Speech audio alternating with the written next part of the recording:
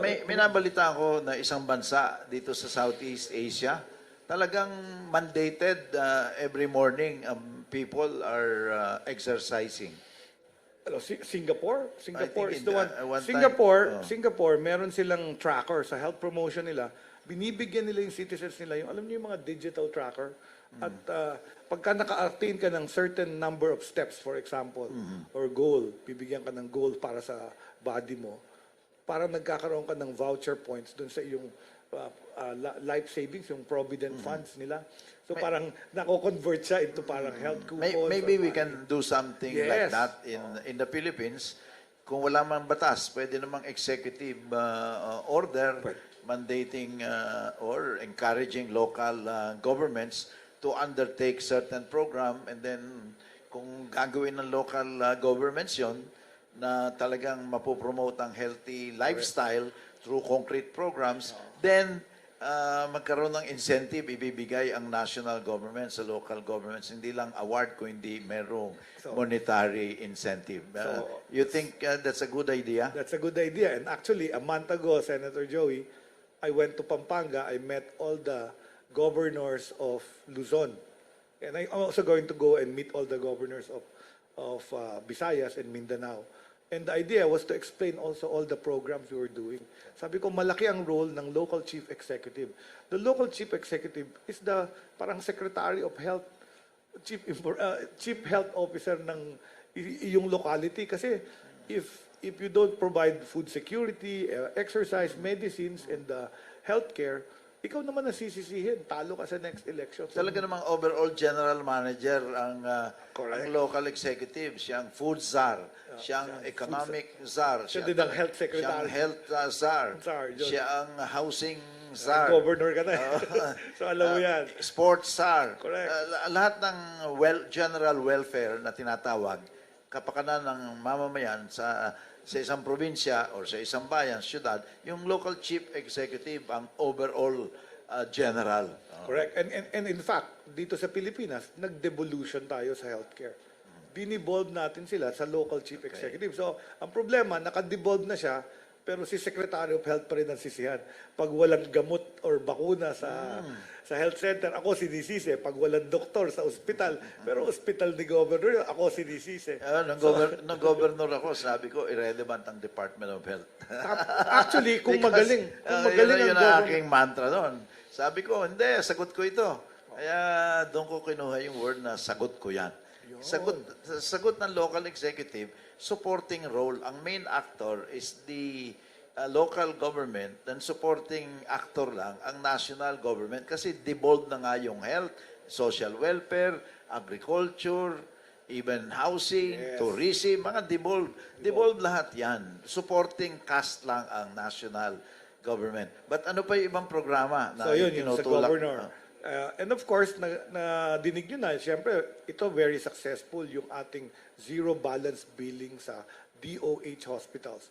So, Uy, paliwanag mo mabuti yan. 83 hospitals in the Philippines now, pag pumasok ka, hindi ka na kailangan humanap ng ayuda. Basta ikaw ay nasa basic accommodation. Ito yung ward or shared accommodation. Huwag ka lang mag-private kasi pag nag-private ka, iba yun. That means gusto mo magbayad ng room, magbayad ng doktor. So, pag nasa basic accommodation, 90% of the beds ng Department of Health hospitals are basic accommodation. Okay. So, of all the 83, about 2 million Filipinos na ang nag-benefit sa zero balance billing since na-implement ko last July when this was announced by the President and so on. And of that, ang total cost namin is about 2 billion. So, ang estimate ko na per person na na-discharge sa ospital, gumagastos ang pamahalaan ng about 57,000 pesos. And of that 57, parang 30% is shared by PhilHealth kasi lahat tayo miyembro ng PhilHealth, and another 30% is paid for by yung MAIPIP, Medical Assistance for Indigent, and the remaining 40% is yung MOE na binibigay sa GAA namin, and yung PS, yung sweldo ng mga doktor at nurse. Kasi So, itong zero balance billing sa public hospitals lang. Yes, sa DOH hospitals lang. DOH hospitals. Liwanagin natin mabuti yun. DOH hospitals. And, But let me say, madaming governor nag-implement na nito before DOH started it. Kagaya Sa ano Laguna, sinasabi mo, oo. Laguna, In-implement, no? Pampanga, Bataan, Sultan Kudarat. Wala kang cashier yung ospital sa Sultan Kudarat. Nakadyaryo pa yon. So, kami actually ang kumopya. National government ang kumopya sa ibang performing excellent LGUs. But hindi magawa ng iba. Kasi nga, money. So, yan ang goal namin. And recently, yung GAA, nabigyan kami ng 1 billion pesos, zero balance billing support fund sa LGU. Ilan ba ang DOH hospitals all over the country? 83. 83. 83 hospitals yan. Of the 82 provinces, 36 na lang ang walang DOH hospital. So ginugol ko rin yon. Para may universal healthcare tayo, dapat lahat ng DOH, lahat ng probinsya, may at least one. Kasi sabi mo, access to healthcare, pupunta ka pa sa kabilang probinsya. Okay. 2 to 3 hours travel. Pangit yun, di ba? Okay. Other programs that So, that meron you're kaming involved in? nag-hit na program na na-recognize ng WHO, yung BUCAS program.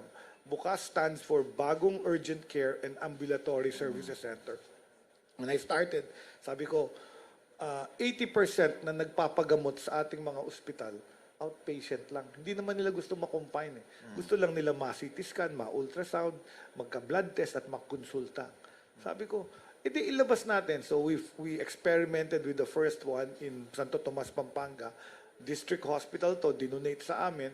Sabi ko doon sa director ng JB Lingad ng Pampanga, alisin mo lahat ng kama. Palitan mo ng laboratory, ultrasound, tapos tuloy mo yung operations dyan. Yung uwian sila. Alam mo, nag-hit. I said, gawa tayo niyan, 28 bukas centers for the 28 million poorest Filipinos for access. Alam mo kung ilan na meron ako ngayon after 1 year? 63 buong Pilipinas. Kasi talagang gustong-gusto siya ng mga citizens kasi hindi ka nabibiyahe dun sa ospital. Pagdating mo sa ospital, papipilahin ka. Oo. Tapos pababalikin ka pa the next day para magawa yun. So in other words, one-stop shop. Andun na lahat. In 1 hour, sabi nga nung iba, in 1 hour, napapakonsulta ko yung anak ko, nabablood test, nabibigyan ako reseta, nakakauwi ako, makakabalik pa ako sa office. Makakapasok sa office. Open siya 6 a.m. to 10 p.m. Tapos may urgent care. So kung hindi masyadong serious yung sakit mo, hindi ka naman namamatay, pwede ka nang i-manage dun sa urgent care.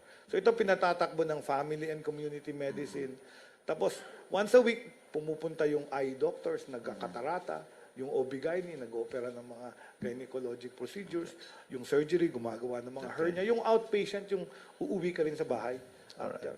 So, By the way, naka-live stream tayo, ha? okay. Oo, kaya lahat ng salita mong binibitawan dito, ninonote down na ng mga taong bayan. Kaya madali bang makita itong bukas? Oo, ano tawag to? Bukas? Bukas centers, bagong urgent care and ambulatory services. And meron kaming listahan sa aming website. So pwede nilang tingnan. At ano yun, balita by word of mouth. Kasi tricycle or lakad lang, nakakaabot sila doon.